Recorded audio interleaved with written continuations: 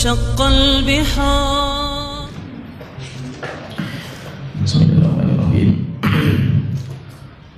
Innalhamdulillah nahmaduhu wa nasta'inuhu wa nastaghfiruh wa na'udzu billahi min syururi anfusina wa min sayyiati a'malina. May yahdihillahu fala mudilla lahu wa may yudlil fala hadiya lahu. Wa asyhadu an la ilaha illallah wahdahu la syarika lahu wa asyhadu anna Muhammadan abduhu wa rasuluh, amma ba'du. Kita lanjutkan kaidah-kaidah dalam memahami khilaf. Kaidah yang pertama telah kita sebutkan, khilaf, perbedaan adalah sebuah tabiat karakter dalam kehidupan manusia. Kemudian yang kedua, Allah memerintahkan untuk bersatu padu dan melarang dari perselisihan dan perpecahan dalam beragama. Mungkin ada muncul pertanyaan atau mungkin syubhat antara kaidah yang pertama dan kedua itu seperti kontradiksi. Kaidah yang pertama disebutkan bahwa Allah menciptakan manusia itu berbeda-beda. Kalau Allah menciptakan mereka itu satu, itu mudah bagi Allah Ta'ala. Tetapi Allah tidak menghendaki seperti itu. Allah mentakdirkan manusia itu berbeda-beda. Allah tidak menghendaki mereka itu jadi umat yang satu. Walaupun bisa Allah menjadikan mereka semuanya taat, itu bisa. Tapi Allah menciptakan manusia itu berbeda-beda.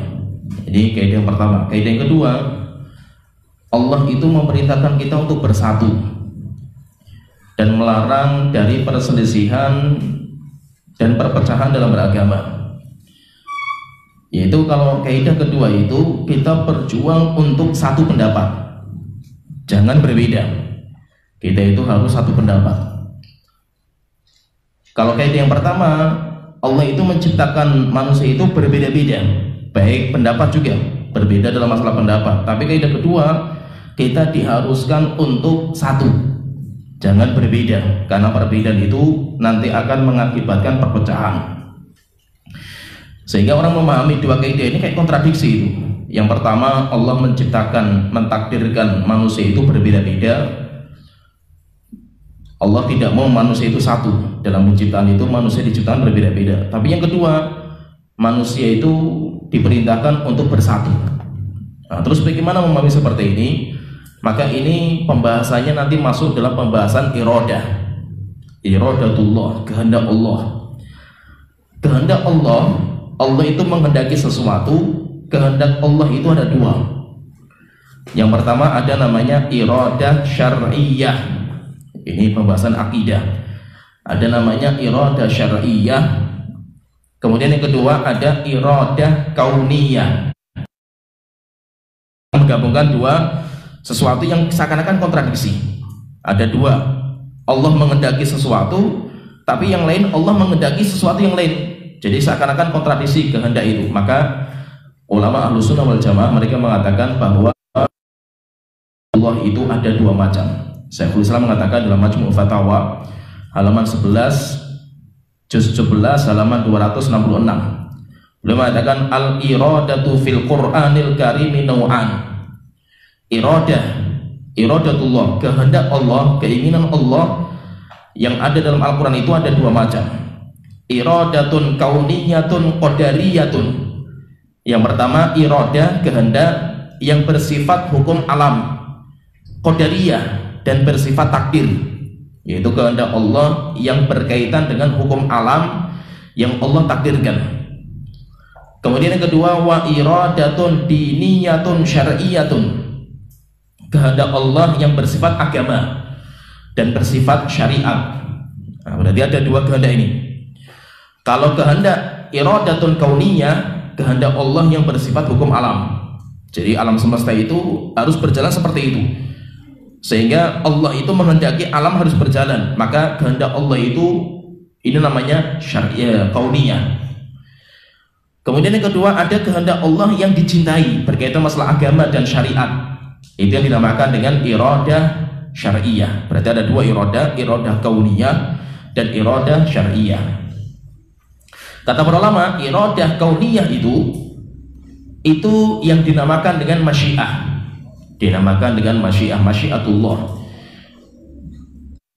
Dan masyiah Allah, kehendak Allah itu syamilatun li jami'il hawadith. Itu mencakup semua makhluknya. Jadi semua makhluk itu Allah kehendaki mereka sesuai dengan takdir. Jadi takdir Allah itu berperan sama mereka. Sehingga itu dinamakan dengan iradah kauniyah. Semua makhluk itu Allah atur, Allah kehendaki sesuai dengan kehendaknya. Itu namanya iradah kauniyah. Allah Ta'ala berfirman misalkan dalam surat Al-An'am ayat 125. Faman yuridillahu an yahdiyahu yashrah sadrahu lil Islam. Siapa yang Allah kehendaki untuk diberikan hidayah, maka hatinya akan dilapangkan untuk menerima hidayah Islam. Wa man yurid an yudillahu yaj'al sadrahu dayyqan haraja. Tetapi kalau Allah pengin, kalau Allah itu menghendaki, menginginkan untuk menyesatkan seorang hamba, maka Allah akan jadikan hatinya itu sempit, tidak bisa menerima Islam. Nah, di sini ada iradah. Allah pengen menyesatkan orang, Allah pengen memberikan hidayah. Ini namanya iradah kauniyah. Iradah kauniyah itu yang bersifat hukum alam, sehingga di alam semesta itu ada yang dapat hidayah, ada yang sesat. Ada yang mendapatkan hidayah, ada yang sesat, dan itu semuanya dikehendaki sama Allah Ta'ala. Kemudian yang kedua, iradah yang kedua itu dinamakan dengan iradah syar'iyah. Kalau iradah syar'iyah itu yang dimaksud dengan mahabbah, Allah mencintai. Kalau iradah kauniyah itu maksudnya adalah masyiah. Kalau iradah syar'iyah itu maksudnya mahabbah. Jadi nanti kalau pengen lebih detailnya itu kita belajar akidah, karena pembahasannya lebih detail. Contohnya Allah Ta'ala berfirman misalkan di dalam surat Al-Baqarah 185, yuridullahu bikumul yusra. Allah menghendaki bagi kalian kemudahan. Wala yuridu bikumul usra. Dan Allah tidak menghendaki bagi kalian kesusahan. Jadi Allah menghendaki kebaikan bagi kita. Kebaikan itu Allah cintai. Apa yang Allah kehendaki itu namanya mahabbah, dinamakan dengan iradah syar'iyah. Jadi maksudnya gini, secara ringkas saya gambarkan secara ringkas itu, iradah itu ada dua. Iradah kehendak Allah yang bersifat takdir. Allah mentakdirkan ini, mentakdirkan ini, mentakdirkan ini, mentakdirkan ini. Yang Allah takdirkan nggak semua Allah cintai. Paham ya? Allah menciptakan iblis. Keinginan Allah untuk menciptakan iblis itu karena takdir, bersifat hukum alam, harus ada iblis itu. Tapi pertanyaan, apakah iblis itu dicintai? Tidak. Allah tidak mencintai iblis, tapi Allah menghendaki iblis itu harus ada. Sebagai apa? Sebagai hukum alam dalam kehidupan dunia ini, harus ada iblis. Sehingga Allah ciptakan, Allah kehendaki iblis itu harus ada dan diberikan kekuatan menyesatkan, kasih semuanya sama Allah Ta'ala. Tetapi Allah murka sama dia. Allah itu murka sama iblis, walaupun Allah kehendaki iblis itu harus ada. Ini namanya iradah kauniyah. Kalau iradah syar'iyah itu Allah itu menghendaki semua manusia untuk sholat. Itu apa? Karena sholat itu ibadah. Jadi kalau iradah syar'iyah berkaitan dengan apa yang Allah kehendaki dari sesuatu yang Allah cintai, sehingga dinamakan dengan mahabbah. Cakupannya mahabbah. Allah menghendaki memerintahkan kita sholat, Allah memerintahkan puasa. Tapi apakah terjadi? Belum tentu terjadi. Karena kejadian itu nanti sesuai dengan takdir. Allah memerintahkan kita sholat. Kehendak Allah supaya manusia sholat itu namanya iradah syar'iyah. Kenapa? Karena itu dicintai. Tapi belum tentu terjadi. Oleh itu kata Imam Ibn Abil Iz di dalam kitab beliau Syarah Aqidah Tahawiyah, dan ini kitab paling bagus masalah akidah. Kitab paling bagus Syarah Aqidah Tahawiyah. Beliau mengatakan al-farqu bainal iradatil kauniyati wal iradati syar'iyah.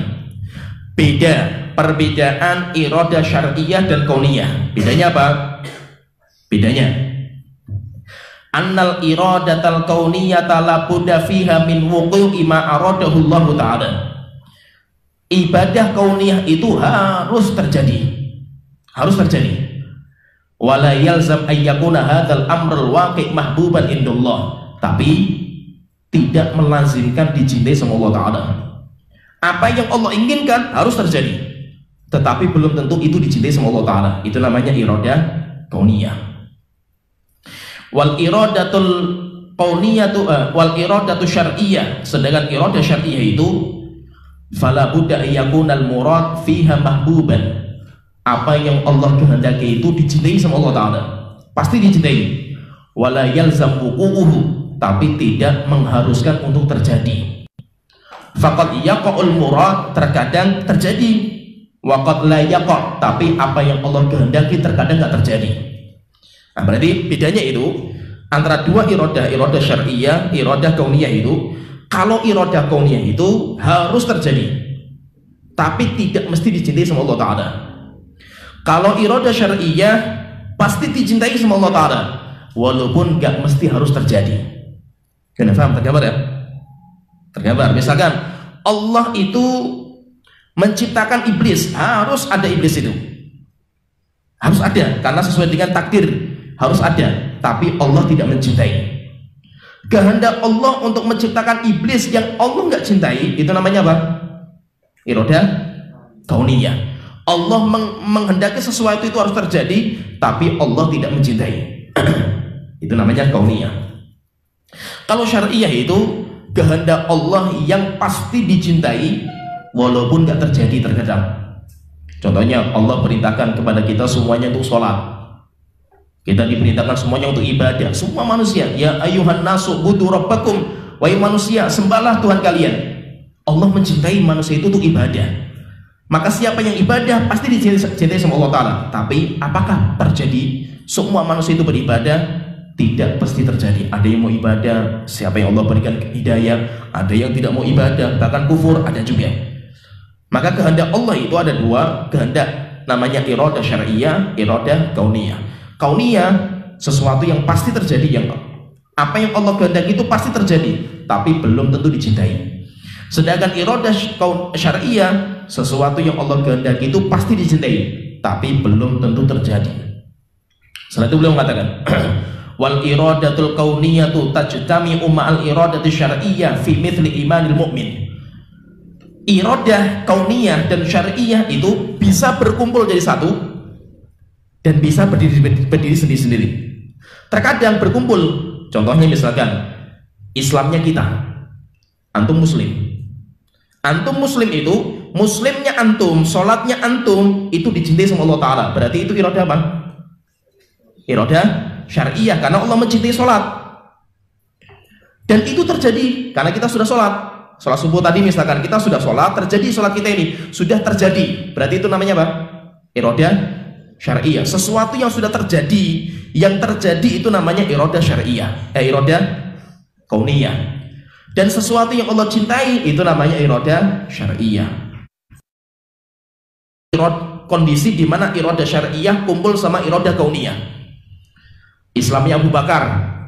Abu Bakar sholat, puasa, sholatnya Abu Bakar itu Allah kehendaki dan Allah cintai.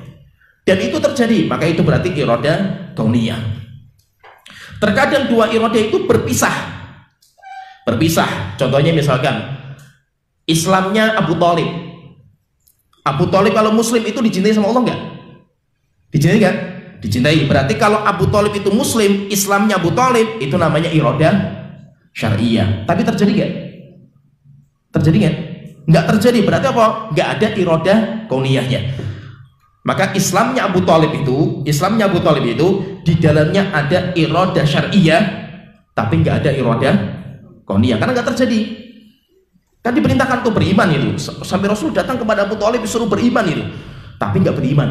Sampai mau mati pun disuruh beriman, tapi nggak beriman. Maka berarti kalau seandainya Abu Thalib itu muslim, itu ada iradah syar'iyyah, Allah cintai, tapi tidak ada iradah terjadi.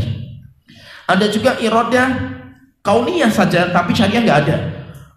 Pelacur, seorang wanita berzina. Pertanyaan, ketika ada seorang wanita berzina, Allah kehendaki nggak?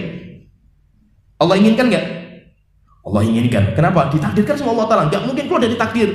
Sesuatu yang terjadi itu karena kehendak Allah Ta'ala. Wa ma tasyauna illa ayyasha Allah. Kalian tidak punya kehendak kecuali apa yang dikehendaki sama Allah Ta'ala. Berarti kalau ada seorang wanita pelacur, itu dikehendaki sama Allah Ta'ala. Pertanyaan, ketika seorang wanita berzina, sampai terjadi perzinahan, berarti itu ada kehendak Allah Ta'ala, yaitu kehendak apa itu? Kauniyah, terjadi. Tapi syariahnya ada nggak? Tidak ada, karena Allah tidak mencintai. Gimana tergambar, paham ya? Jadi iradah itu ada alam takdir yang bersifat mahabbah, dicintai sama Allah Ta'ala, namanya iradah syariah, iradah kauniyah. Ini bisa bersatu jadi satu dan bisa berpisah. Bedanya apa intinya itu? Kalau kauniyah, iradah kauniyah itu pasti terjadi walaupun nggak mesti dicintai sama Allah Ta'ala. Sedangkan iradah syariah itu pasti dicintai walaupun nggak mesti terjadi. Nah, pertanyaan sekarang ini, pertanyaan. Saya sebutkan kaidah pertama itu, Allah menghendaki, Allah itu menciptakan manusia berbeda-beda, dan dengan perbedaan itu Allah menciptakan mereka. Mereka diciptakan saling berbeda-beda. Ada mukmin, ada kafir, ya, diciptakan ada sunnah, ada bid'ah, ada haram, ada ibadah, ada dosa. Semuanya diciptakan seperti itu. Kaidah yang kedua yang saya sebutkan, Allah memerintahkan kita untuk bersatu dalam satu agama, dan kita itu dilarang untuk bercerai-berai. Tapi manusia diciptakan mereka berselisih pendapat, bercerai-berai. Pertanyaan, kaidah pertama itu maksudnya kemana ya? Iradah kauniyah. Allah itu menghendaki berbeda-beda, itu kehendak Allah, bersifat hukum alam. Karena supaya roda kehidupan dunia itu berjalan, maka harus dibedakan. Sehingga ada wanita, ada laki-laki, ada wanita, ada laki-laki, ada mukmin, ada kafir. Ada orang yang pendapatnya benar, ada yang keliru, ada yang berilmu, ada yang bodoh. Tapi apakah itu dicintai sama Allah Ta'ala? Dicintai nggak? Tidak. Allah mencela perbedaan. Allah mencela perbedaan. Allah memberitakan satu pendapat, yaitu bersatu padu dalam agama.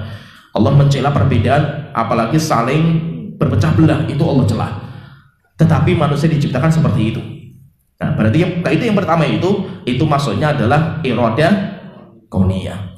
Sedangkan yang kedua, Allah memerintahkan kita untuk bersatu, padu, jangan berselisih pendapat. Itu maksudnya iradah apa?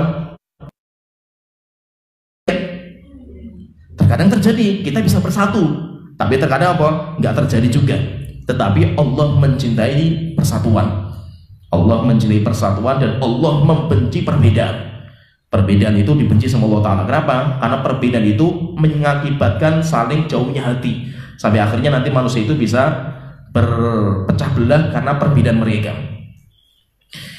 Nah, jadi ini dua kaidah itu tidak kontradiksi, karena kaidah yang pertama, khilaf, perbedaan adalah sebuah tabiat dalam kehidupan manusia sesuai dengan takdir Allah Ta'ala, yaitu maksudnya iradah kauniyah.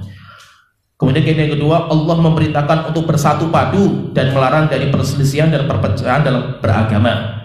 Ini namanya iradah syariah. Allah cintai persatuan.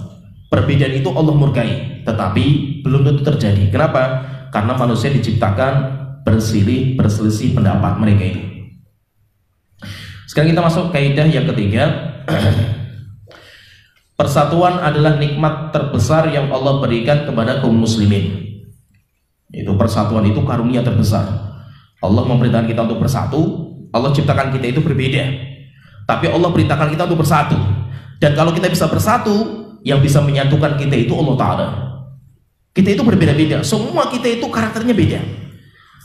Ilmu kita beda, kehendak kita beda. Ketika ilmu berbeda, kehendak beda, akhirnya apa? Muncul pendapat yang berbeda. Perbedaan pendapat itu muncul karena iradah yang berbeda setiap manusia dan ilmu yang berbeda. Karena ilmu dan kehendak itu berbeda-beda, akhirnya pendapat juga berbeda-beda. Kalau kita bisa bersatu jadi satu, kita itu bisa bersatu dalam satu pendapat, sampai akhirnya kita itu saling bersaudara, maka yang bisa menyatukan itu hanya Allah Ta'ala. Maka kita bisa bersatu semuanya karena karunia dan hidayah Allah Ta'ala. Kita itu gak bisa menyatukan hati. Hati manusia itu bisa bersatu karena Allah yang menyatukan. Allah Ta'ala berfirman dalam surat Al-Anfal ayat 63, walaupun engkau menafkahkan semua kekayaan yang ada di bumi, niscaya engkau tidak bisa menyatukan hati mereka. Akan tetapi Allah lah yang telah mempersatukan hati mereka. Jadi yang bisa menyatukan hati itu hanya Allah Ta'ala. Allah Ta'ala berfirman dalam surat Al-Imran ayat 103, dan ingatlah akan nikmat Allah kepadamu ketika kamu dahulu masa jahiliyah bermusuh-musuhan. maka Allah mempersatukan hatimu lalu menjadikan kamu dengan bersaudara. Rasulullah SAW beliau berkata dalam hadis muttafaq alaih Bukhari Muslim kepada orang-orang Ansor, bukankah kalian dahulu saling bermusuhan? Allah menyatukan kalian dengan perantara saya. Perhatikan ini, saya bacakan saya bawakan di sini dua ayat kemudian satu hadis. Ayat yang pertama dalam surat Al-Anfal ayat ke-63, "Lau anfaqta ma fil ardi jami'an ma allafta baina qulubihim walakinallaha allafa bainahum." Wahai Muhammad, wahai Rasulullah, jika seandainya kamu itu membelanjakan semua harta yang kamu miliki, tujuannya apa? Tujuannya untuk menyatukan hati manusia. Dalam surat yang berikutnya disebut itu, "Wadhkuru ni'matallahi 'alaikum idz kuntum a'da'a." Coba kalian ingat karunia Allah ketika dulu kalian itu bermusuhan, fa'allafa baina qulubikum. Setelah itu Allah menyatukan hati kalian. Fa'asbahtum bi ni'matihi ikhwan. Itu kalian bisa menjadi saudara. Wa kuntum ala syafa hufrati minan nar. Dan dahulu kalian itu berada di jurang neraka. Fa'anqadzakum minha. Kemudian Allah menyelamatkan kalian darinya. Kadzalika yubayyinullahu lakum ayatihi la'allakum tahtadun. Demikianlah Allah itu menunjukkan kepada kalian ayat-ayatnya supaya kalian bisa mendapatkan petunjuk. Al-Imam Katsir beliau ketika menyebutkan ayat ini dalam surat Al-Anfal, "Lau anfaqta ma fil ardi jami'an ma allafta baina qulubihim," beliau mengatakan, "Lama kana bainahum minal adawati." Zaman dulu sebagai masalah balapan kuda sampai banyak pemuda-pemuda itu yang meninggal dunia. Orang berjuang untuk menyatukan bagaimanapun nggak bisa menyatu, tidak bisa bersatu sama sekali. Sampai mereka rapat kumpul untuk bersatu nggak bisa lagi. Setelah itu ada orang yang mengumpulkan mereka untuk bersatu nggak bisa lagi sampai puluhan tahun, bayangkan itu. Wa umurun yalzimu minha tasasul fil syarr. Sampai akhirnya apa? Karena perpecahan mereka dua kabilah ini, sampai akhirnya banyak sekali kerusakan, pembunuhan, pembunuhan, kemudian peperangan, kemudian yang kalah nanti dijadikan tawanan, kemudian hartanya diambil, kerusakan dahsyat. Hatta qata Allahu dzalika bi, itu perpecahan mereka itu dipotong sama Allah Ta'ala dengan perantara Islam, masuknya mereka ke Islam. Akhirnya ketika Rasulullah SAW datang ke sana, berbondong-bondong mereka itu masuk dalam agama Islam, dan dengan Islam itu mereka bersatu padu. Setelah itu mereka bisa saling bersaudara. Ketika mereka itu bersaudara, orang-orang Yahudi nggak senang dengan seperti itu. Musuh-musuh Islam nggak mau itu. Akhirnya berjuang untuk mengingatkan kembali. Maka ada sebuah cerita itu, karena ada dua suku, Aus dan Khazraj. Aus dan Khazraj ini kan dua suku yang sering bertengkar. Setelah itu ketika mereka masuk Islam, mereka bisa bersatu. Suatu ketika orang-orang Aus dan Khazraj ini sedang duduk bareng, ngobrol bareng, padahal awalnya nggak pernah seperti itu. Karena mereka sudah saling masuk Islam, mereka diikat dengan ikatan Islam. Akhirnya mereka bisa ngobrol bareng, tertawa-tawa. Orang-orang Yahudi ketika melihat persatuan Islam seperti itu, maka mereka mengatakan kalau orang Islam bersatu, orang Yahudi hancur di Madinah itu. Nggak bisa berkutik orang Yahudi itu. Karena kuatnya Yahudi itu ketika manusia itu diadu domba. Dengan cara diadu domba, mereka bisa kuat. Akhirnya ketika melihat kaum muslimin itu bersatu padu, maka mereka marah. Akhirnya orang-orang Yahudi itu menyusup ke barisan mereka, orang-orang ini. Setelah itu diingatkan masa-masa kelam zaman dulu, namanya perang Bu'ath. Ada peperangan paling terkenal zaman itu antara Aus dan Khazraj, sampai dunia namanya Bu'ath, peperangan itu. Maka orang Yahudi itu masuk ke dalamnya, kemudian dibacakan syair-syair itu. Bacakan syair-syair peperangan. Akhirnya apa? Dibakarlah itu semangat mereka untuk berperang. Akhirnya orang-orang Aus emosi, orang-orang Khazraj emosi. Setelah itu apa?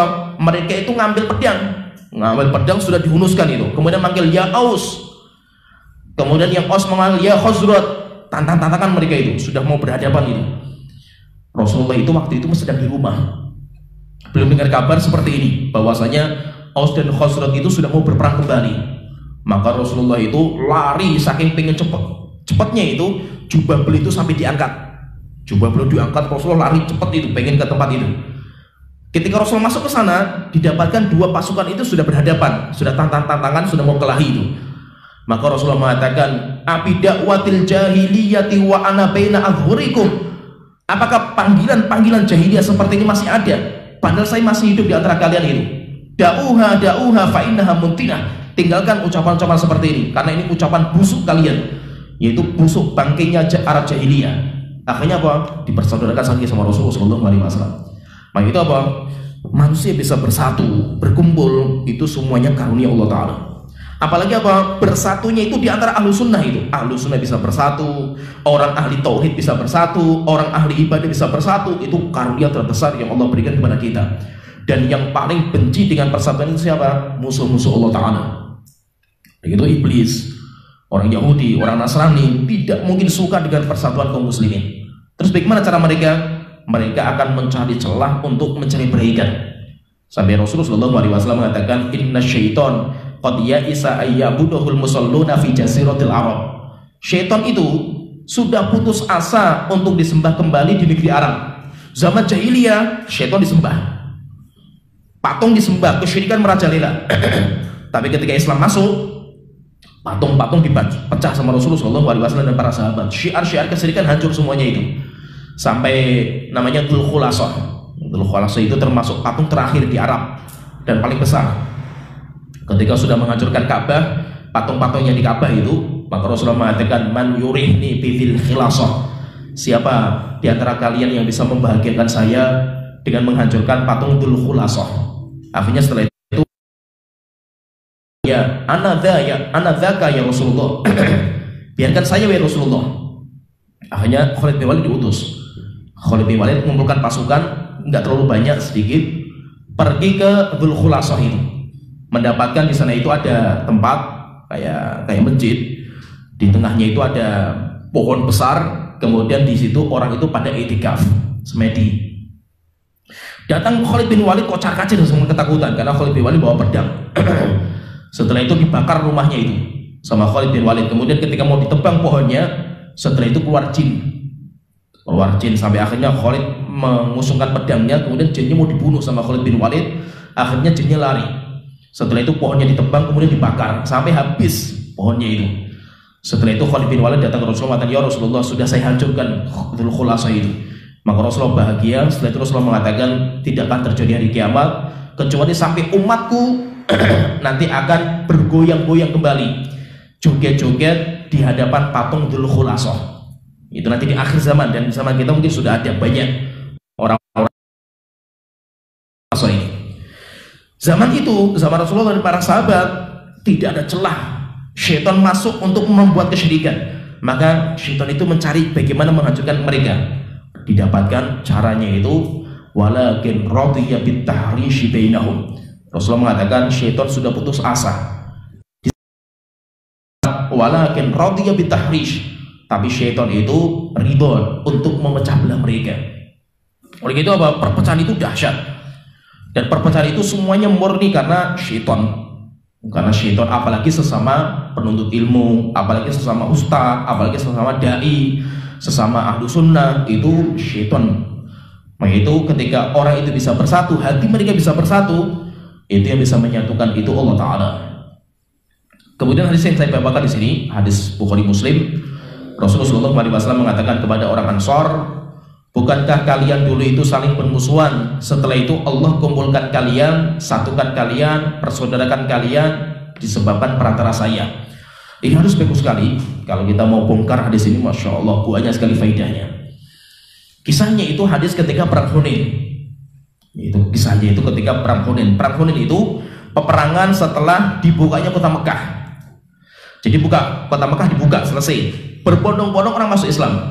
Maka orang-orang yang belum masuk Islam, mereka berkumpul di Hunain, bawa semua harta mereka. Jadi kalau peperangan itu untuk memotivasi mereka untuk berperang melawan kaum muslimin, karena jumlah Islam banyak setelah itu.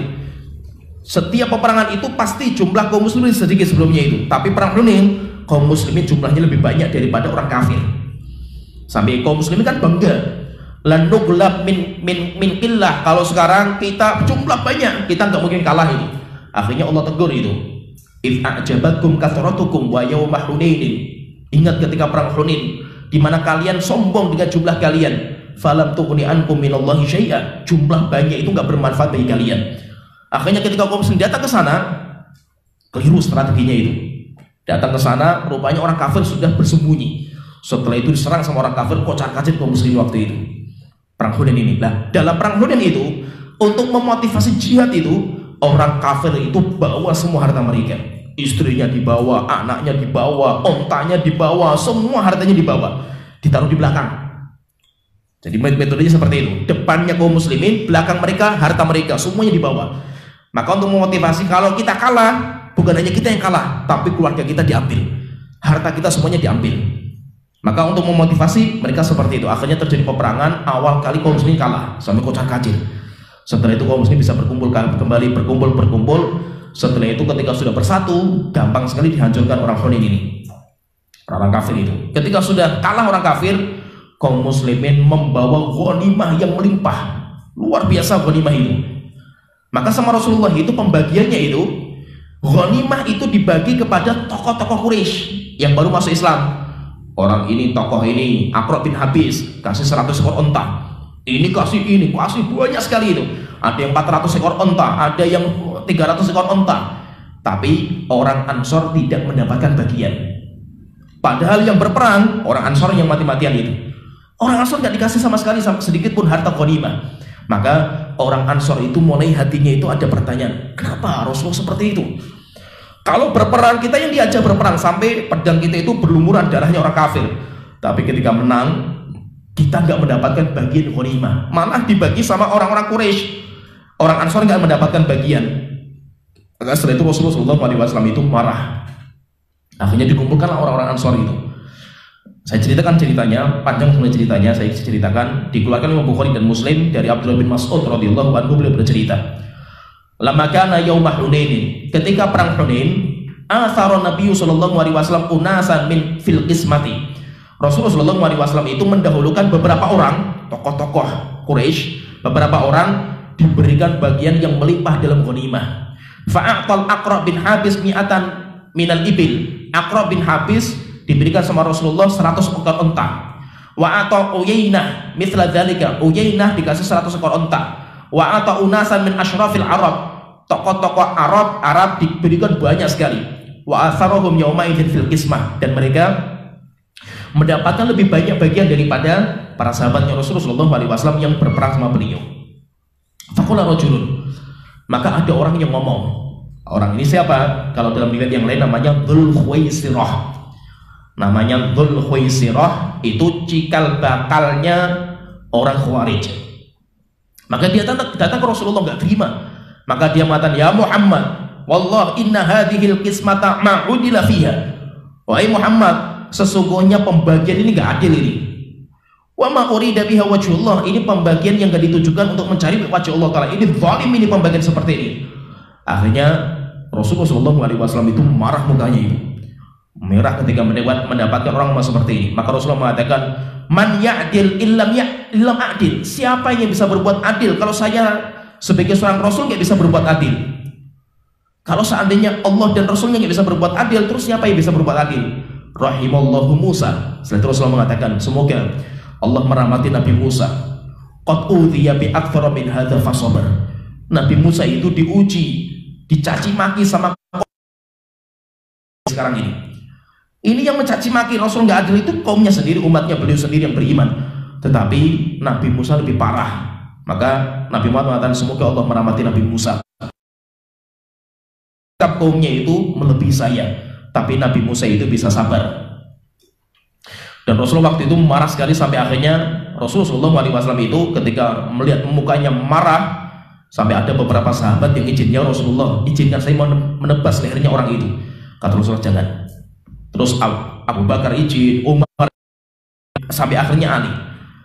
Kali itu izin, menggal lehernya orang itu. Maka Rasulullah, biarkan, silakan kalau kamu bisa.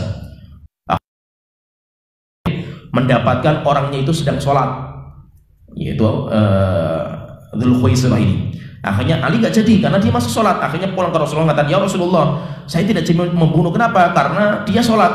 Maka Rasulullah mengatakan, "Saya khruju min dhi'ti hadzal rajul."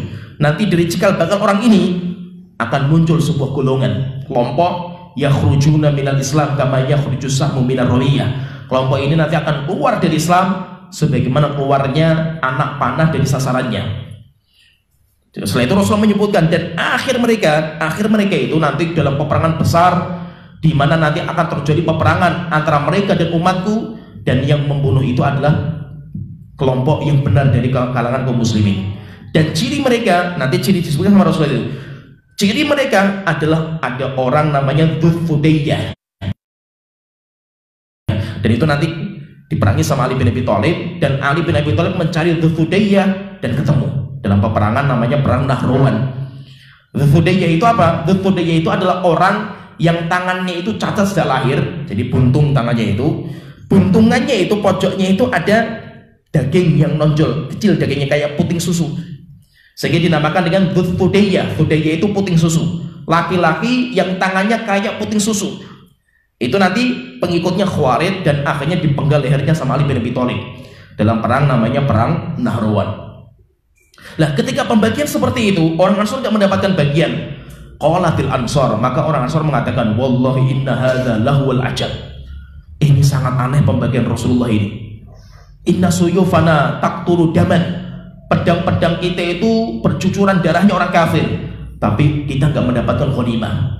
Sampai mereka mengatakan, rahimallahu Rasulullah, semoga Allah merahmati Rasulullah SAW yang telah membagi dengan pembagian seperti ini. Ketika orang-orang Ansor ngomong seperti ini, sampai beritanya ke Rasulullah SAW. Yaitu apa? Orang-orang Ansor itu mereka tidak percaya dengan Rasulullah SAW. Akhirnya dikumpulkan orang Ansor semuanya. Semua orang Ansor nggak boleh kumpul. Jadi yang kumpul, ketika sudah dikumpulkan sama Rasulullah SAW, maka ada hadits. Ayo orang-orang Ansor, ada sebuah ucapan apa tentang saya dari kalian? Kalian ngomong apa gitu? Akhirnya ketika ditanya seperti itu, mereka nggak ada yang berani jawab. Maka Rasulullah tanya sama tokoh-tokohnya itu, Sa'ad bin Ubadah ditanya berdiri, Sa'ad bin Ubadah, apa yang diucapkan sama kaum kamu itu apa? Maka dia mengatakan, amma dzawa ara'ina ya Rasulullah falam yaqulu syai'. Rasulullah, sedangkan tokoh-tokoh kami orang Ansor, kita nggak ada yang bicara, kita semuanya diam. Wa amma unasun minna hadithu asnanihim, tetapi pemuda mereka ngomong, yaghfirullahu li Rasulillah sallallahu alaihi wasallam, semoga Allah mengampuni kesalahan Rasulullah sallallahu alaihi wasallam. Yu'ti Quraisyan wa yaqturul Ansar, karena Rasulullah itu memberikan harta kepada orang Quraisy dan meninggalkan orang-orang Ansar. Wa suyufuna taqturu min dima, yaitu saya juga tanya juga, kenapa kok seperti ini pembagiannya itu? Akhirnya Rasulullah SAW ketika melihat mayoritas orang Ansar seperti itu, maka Rasulullah SAW mukanya merah, beliau itu jengkel juga. Setelah itu Rasulullah bertanya, ya ma'syarul Ansar, wahai orang-orang Ansar, alam ajidkum dullalan, bukankah saya dulu mendapatkan kalian itu sesat? Kalian jahiliyah, Arab jahiliyah, kafir kalian itu. Fahadakumullahu bi, setelah itu Allah memberikan hidayah kepada kalian dengan perantara saya. Saya yang jadi perantara kalian itu dapat hidayah. Wa kuntum mutafarriqin, dan kalian dulu bercerai-berai, bermusuhan kalian itu. Fa'allafakumullahu bi, setelah itu Allah menyatukan hati kalian karena saya, perantaranya saya. Wa kuntum alatan fa'aghnakumullahu bi, dan kalian dulu itu miskin hidup kalian itu, kalian gak punya harta, setelah itu Allah memberikan kekayaan kalian dengan perantara saya juga. Kullama qala syai'an qalu Allahu wa rasuluhu aman. Setiap Rasulullah mengatakan ucapan, semua orang Ansar diam. Dan Rasulullah, mereka hanya mengatakan Allah wa rasuluhu aman, Allah dan Rasulnya yang lebih terpercaya. Setelah itu Rasulullah beliau mengatakan, ma yamna'ukum an tujibu Rasulullah sallallahu alaihi wasallam, kenapa kalian tidak menjawab ucapan Rasulullah? Saya bertanya kalian itu, bukankah saya menjadi perantara kalian itu? Semuanya mengatakan, setiap Rasulullah mengatakan seperti itu, hanya mengatakan Allah wa rasuluhu aman. Setelah itu Rasulullah mengatakan, lau syi'tum qultum jituna kadza wa kadza, kalau kalian mau silakan kalian ngomong, saya perang itu tujuannya pengen ngambil ghanimah, saya itu pengen mendapatkan ini dan ini itu. Atardawna ayyadhaban nasu bisyati wal ba'iri, apakah kalian tidak ridho jika seandainya dalam peperangan ini orang pulang dari peperangan mereka bawa ghanimah, onta, ada yang bawa kuda, ada yang bawa kambing. Tadhhabuna bin nabi sallallahu alaihi wasallam ila rihalikum, dan kalian pulang kampung ke Medina, kalian bawa Rasulullah SAW. Siapa yang lebih mahal? Lebih mahal siapa itu? Rasulullah atau onta itu? Setelah itu Rasulullah mengatakan, laulal hijrah, jika seandainya bukan karena hijrah itu, lakuntum ra'an minal ansor, saya berharap menjadi orang ansor. Walau salakan nasu wadiyan wa syiban, jika seandainya manusia itu menempuh sebuah jalan, kalian ansor wadiyal ansor, dan orang ansor itu menempuh satu jalan yang berbeda, maka saya akan inni u'ti rijalan hadithu ahdihim bi kufrin. Kenapa saya berikan ini 100 ekor onta, ini 100 ekor onta? Karena mereka itu orang baru masuk Islam. Saya berikan uang kepada mereka, harta yang melimpah, supaya mereka kokoh Islam mereka itu. Amma tardawna, sedangkan kalian itu, saya percaya dengan keimanan kalian. Kalian berjihad bukan untuk harta, tapi orang-orang Ansor itu berjihad karena mereka itu berjuang untuk membela agama Allah dan Rasulnya. Sehingga saya serahkan. Sedangkan mereka yang baru masuk Islam itu, mereka butuh uang untuk mengikat hati mereka. Akhirnya ketika Rasulullah mengatakan seperti ini, semuanya menangis sampai jenggot mereka basah dengan tangisan mereka. Setelah itu mereka mengatakan, roti Nabi Rasulullah SAW, kami percaya dengan pembagian Rasulullah SAW. Jadi kalau kita perhatikan di sini, kisah ini luar biasa ini. Kalau kita pengen, Masya Allah nih, kisah Hunain itu banyak sekali faedahnya itu. Di antaranya itu Rasulullah mengingatkan kepada orang-orang Ansor akan karunia terbesar yang Allah berikan kepada mereka. Karunia apa? Dulu mereka bercerai-berai, dulu mereka itu saling berperang, mereka itu saling bermusuhan. Setelah itu Allah satukan mereka dengan perantara Rasulullah SAW. Bukan Rasulullah yang menyatukan hati mereka, yang menyatukan hati mereka Allah Ta'ala, tapi Nabi Muhammad menjadi perantaranya. Maka siapa yang disatukan hatinya oleh Allah, maka itu karunia yang Allah berikan kepada kita. Maka itu persatuan, demikian juga kita itu saling bersaudara, itu kenikmatan terbesar yang Allah berikan kepada kita. Dan hati itu nggak bisa dibohongi, hati pun nggak bisa diatur. Contohnya misalkan gini, saya contohkan ya, antum di pondok, di pondok itu banyak murid, tapi subhanallah itu kenapa kok saya itu kok dekatnya sama si A, kenapa sama si B, si C itu kok saya nggak deket gitu loh. Pertanyaan, yang menyatukan itu siapa itu? Kenapa kok antum bisa dekat sama si A, antum bisa akrabnya sama si B? Kenapa? Karena Allah yang menyatukan. Kita dulu sekolah, misalkan antum sekolah SD, sekolah SMP, banyak teman antum di sekolah ini, tapi cuma sama itu saja itu. Saya berjuang untuk mengakrabi si itu, nggak bisa itu. Kenapa seperti itu? Karena Allah yang mengatur hati kita, bukan antum yang mengatur.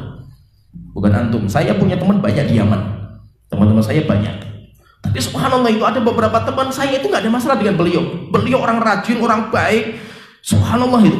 Tapi kok dekat itu nggak bisa gitu, nggak bisa dekat. Sampai saya berjuang mendekati itu, tetap nggak bisa gitu, tetap nggak bisa itu. Itu ada apa? Saya pun juga nggak bisa, nggak tahu juga itu. Saya berjuang akrabi dan yang lainnya, tapi nggak bisa juga gitu.